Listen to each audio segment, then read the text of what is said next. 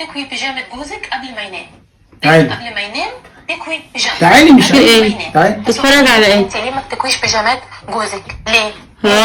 اكوي بيجامات تخيلي جوزي. ما تكويش بيجامة. ده مستفزه يا عم والنبي اقفل، ما بحبش اتفرج عليها اصلا. ده همها انك تكوي البيجامه بتاعت النوم.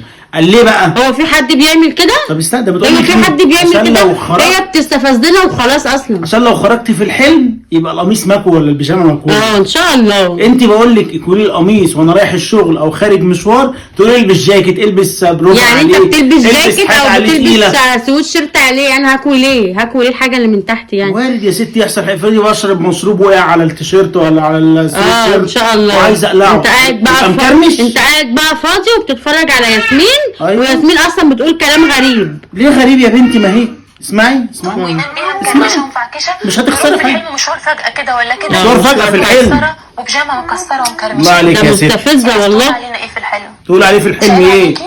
افرضي جاله اي مشوار فجائي في الحلم على سهرة، افرضي رايح فرح، حلم انه رايح فرح. مثلا الناس يقولوا علينا ايه وعليكي ايه؟ انا مش يا هقول ابني ده عليكي في حاجه في مشوار. دماغها. اسمعي انا قاعده معززه مرزه في الاستوديو بتاعي. انت قاعده بتضايقينا وخلاص. انت ليكي علاقه. بالظبط. يقولوا ايه مراته مش مهتمه بيه؟ مش مهتمه بيه. بيجامه مكرمشه وتضحكي الناس علينا. ليه تضحكي؟ والله ده هي كلامها ده اللي بيضحك عليها الناس. على السفره وانت بتقسمي الفرخه نصين وهو اللي جاب لك الفرخه. قفلت ليه بقى؟ لا كملها، لا كملها. هي خلاص كده. كملها. هنا مش ده جوزك حبيبك اللي جايب لك غوايش تشخلي؟ فين الغوايش بقى يا حبيبي اللي في ايدي اللي بشخلل بيها؟ فين الغوايش؟ مش شرط هات لي يعني. الغوايش وانا اكولك الهدوم وانت نايم.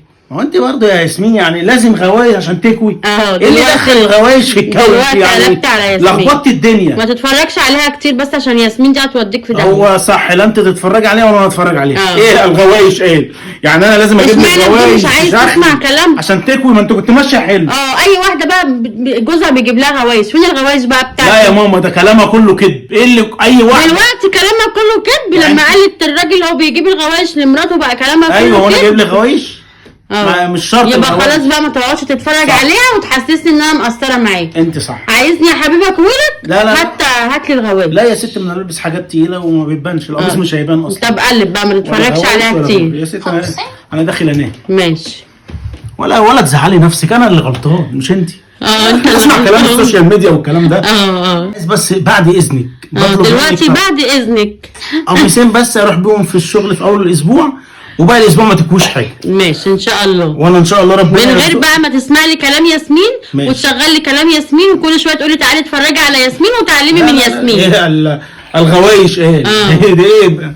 هي الناس عارفه تجيب اكل وشرب لما نجيب غوايش بتشخلل ولا لما تقطعي الفرخه؟ يا رب يا اخويا تجيب لي غوايش بتشخلل. يا رب. فمعلش القميص بس وشكرا. ان شاء الله. يلا تصبحوا على خير.